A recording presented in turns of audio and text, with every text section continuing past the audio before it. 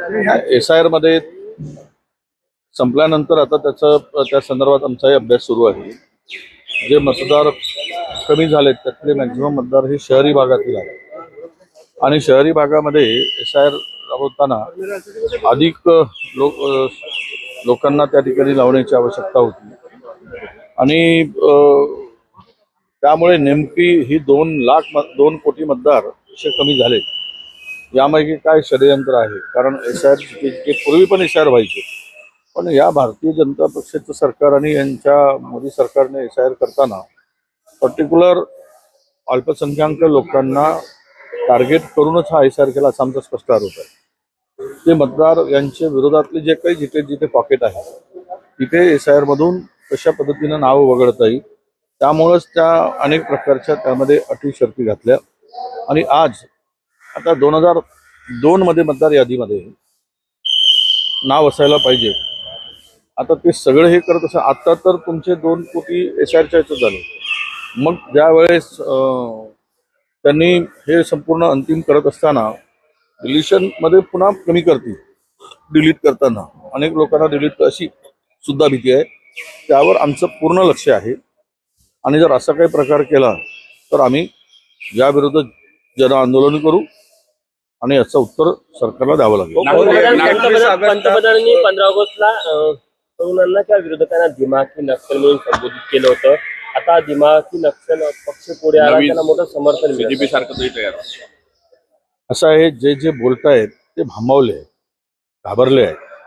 Prime minister दर्गे म्हणून त्यांच्या बोलण्यातून अशा प्रकारचे वक्तव्य येत आहेत आणि जर तरुणाला, विरोधी पक्षाला, ज्यांचा इतिहास देशविरोधी राहिला, ज्यांचा इतिहास संविधान विरोधी आहे, ज्यांचा इतिहास देशाच्या स्वातंत्र्याविरोधात होता, त्यांनी दुसऱ्यावर अशा प्रकारचे आरोप करणं ते हास्यास्पद आहे. काल एका महाराष्ट्रातील भ्रष्टाचारी नेत्याची बायको जे भाजपमध्ये आहे तिनं काल राहुल गांधींना खून में देशभक्ती होनी चाहिए त्याच्या आयला वेळी बाई तुला काय सांगावं. ज्यांच्या घरात ज्यांची आजी 32 गोळ्या छातीवर झेलून तिचा मृत्यू झाला, ज्याच्या वडिलांचे देहाचे तुकडे झालेत, ज्यांचे आजोबा जवळपास 11-12 वर्ष जेलात होते, ज्यांचे संपूर्ण कुटुंब जेलात होते स्वातंत्र्यासाठी आणि ही एक राज्यातील भ्रष्टाचारा नवऱ्याला वाचवण्यासाठी भाजपमध्ये गेलेली बाई, वेंगळी बाई, ती मात्र गांधीवर आरोप करते आहे. जिथे म्हणजे सूर्याकडे थुंकून बघण्याचा प्रयत्न आहे, तिच्या तोंडावरच आज सगळी थुंकी पडणार आहे. म्हणून अशा प्रकारची गांधी घराण्यावर आरोप करणं, कुटुंबावर आरोप करणं, विरोधकावर आरोप करणं, प्राईम मिनिस्टरचे जे आरोप आहे हे हास्यास्पद आहे. देशाने याला पुन्हा लोकांना रस्त्यावर उतरण्यासाठी प्राईम मिनिस्टर मजबूर करतायत काय असे वक्तव्य करून अशा प्रकारचं वातावरण देशभरात आहे. आरटीओ कार्यालयात एक अवैध वसुली आणि संदर्भातली याचिका, जनहित याचिका म्हणून नागपूर हायकोर्टानं मंजूर केली आहे. कसं पाहता तुम्ही? याच्यामध्ये खूप मोठा भ्रष्टाचार आहे, गैरप्रकार आहे. याची चौकशी झालीच पाहिजे. SIT नेमली आहे, SITची SOP ठरली आहे आणि त्यातून हे सगळं प्रकार उघडकीस येईलच. प्रचंड मोठ्या प्रमाणामध्ये लूट जी चालली आणि लोकांना त्रास देण्याचं काही चाललं आहे त्यातून मात्र नक्की यातून मार्ग निघेल आणि याला कुठे ना कुठेतरी ब्रेक लागेल असं मला एकनाथ शिंदे काँग्रेसमध्ये येणार होते असं हुसेन दलवाई यांनी म्हटलेलं आहे, पण काँग्रेसच्या काही नेत्यांनी त्यांना विरोध केला. नाही, मला माहित नाही आणि त्याच्याशी मी कधी ऐकलंय नाही आणि मी कधी काही त्या संदर्भात चर्चा झाल्याची माझ्या तरी माहिती नाही. दिल्लीत CJP जे आंदोलन झालं त्या आंदोलनामध्ये अरुण ढेलके जो एक सक्रिय नक्षल म्हणून त्याला 8 वर्ष शिक्षा झाली, तो तुरुंगवास भोगून आला, तो देखील त्यात सहभागी होता. त्यामुळे अशा प्रकारे काही नक्षल समर्थक किंवा पूर्वश्रीचे नक्षल या आंदोलनात सहभागी होत असल्याचं सुरक्षा यंत्रणेच्या रेकॉर्डवर आलेलं आहे. असेल ना, हौशे गाच असतात. तर शिक्षा झाली, तो बाहेर आला, शिक्षा भोगून आला, सुधारला असेल. खून केला माणूस, एखाद्याचा खून झाला असेल रागाच्या भरात किंवा खून केला असेल, त्याला तो जर तिकडे कोणाच्या आंदोलनात गेला तर त्याला काही निमंत्रण थोडी देऊन बोलवलं आहे. तो स्वतःहून गेला. नाही तू ये आता, नक्षलवादी होतास, तो आमच्या आंदोलनात आहे असं कोणी म्हटलं काय?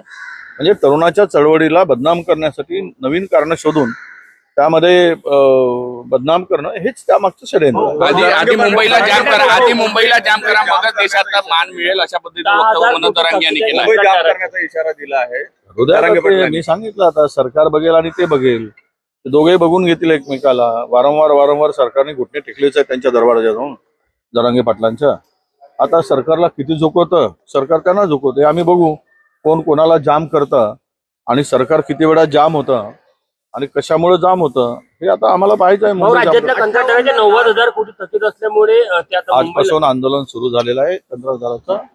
प्रचंड उधळपट्टी दुसऱ्या नवीन कामावर चालली. रस्त्याच्या आणि मोठमोठ्या रस्ते समृद्धी आणि आपला काय म्हणतो त्याला शक्तीपीठ सारख्या आणि कंत्राटदाराचे पैसे देण्यासाठी हे होतं. तुम्हाला इतरांचे ज्यामध्ये आता भ्रष्टाचार चाललाय कुंभमेळ्याच्या कार्यक्रमामध्ये जे काही प्लॅन केला आहे 33,000-32,000 कोटीचा, त्यामध्ये प्रचंड भ्रष्टाचार आहे. हे पैसे उधळण्यासाठी आहेत का? आणि ठीक आहे एवढे पैसे लागतात कशाला, कुंभमेळा करायलाच पाहिजे. 10,000 कोटीमध्ये झालं असतात, 30,000 कोटी लावून काय करणार आहे? त्यातून अर्धे पैसे खाण्यासाठी हा कुंभमेळा होतोय. म्हणून कंत्राटदारांना देण्यासाठी पैसे नाही, पण या सगळ्या गोष्टीसाठी पैसे आहेत. आज कंत्राटदार आत्महत्या करतोय, कर्जबाजारी झालाय, उद्ध्वस्त झालाय. ग्रामीण रस्ते असतील, शहरी रस्ते, कुठल्याही रस्त्याची कामं असतील, कंत्राटदार करत नाही कारण त्याला पैसे मिळत नाही. तो बँक करप्ट झालाय. मग पहिले पैसे त्यांचे द्या ना आणि मग हे सगळे गोष्टी करा. पण नाही, फार थोपटून घेण्यासाठी वाटेल ते धंदे चालले. 21 तारखेला केंद्रीय मंत्रिमंडळाचा विस्तार होणार आहे. धर्मेंद्र प्रधान यांची पूर्ण वर्णी लागणार आहे असं म्हटलं जात आहे. मला माहित नाही, त्यांचं ते बघून 58 लाख नोंदी सापडल्या असं न्यायमूर्ती शिंदे समिती संदीप शिंदे समितीचं म्हणणं आहे. 58 लाख या नोंदी ज्या ओबीसीच्या या आंदोलनानंतर मोठ्या प्रमाणात सापडल्या मराठवाड्यामध्ये. तुमचा आकडा काय, ओबीसी किती नोंदी सापडल्या? नाही, असं आहे की पंजाबराव देशमुख साहेबांनी या सगळ्या ओबीसींना विदर्भातील आपण ओबीसी म्हणून त्यावेळेस खरे ओबीसी होते ते बरोबर, जे कुणबी समाज होता तो आला. जे मराठा होते ते दूर राहिले. मराठा आणि कुणबी एक आहे असं म्हणायचं आहे का? ते होऊ शकत नाही. मग या नोंदी सापडल्या कशा? शिंदे समिती नेमली कोणी? शिंदे कोण आहेत? याचा जर अभ्यास केला तर त्याचं उत्तर कळेल. या सगळ्या नोंदी ज्या सापडत आहेत आणि ओबीसीवर हाव घातलं जात आहे.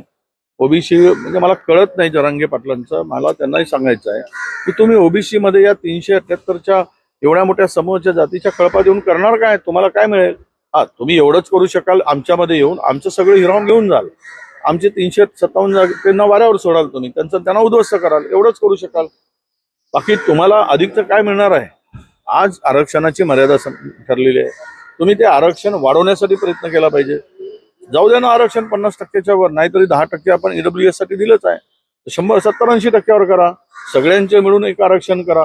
आणि जे काही मुठभर लोक आहेत आता ओपनचे, त्यांच्यासाठी ते ईडब्ल्यूएस आहेत. मग उर्वरित लोकांसाठी 90% करून टाका. म्हणजे झंझट तरी खतम होऊन जाईल. लोकसंख्येनुसार होऊ देत. ज्यांची जेवढी संख्या आहे तेवढं त्यांना देऊन टाका आरक्षण. राहायला यांना पॉलिटिकल आरक्षण संपवायचं, आमचं घ्यायचं आहे. त्यामुळे हे सगळे गोंधळ आहे. म्हणजे तिथे आता मराठवाड्यामध्ये ज्या काही नगर परिषद, जिल्हा परिषद, महानगरपालिका झाल्या, त्यामध्ये नव्यानं दाखले घेतलेलेच 80 लोक गेलेत. म्हणजे तिकडे आता बाकीच्या समाजाला स्कोपच राहिला नाही.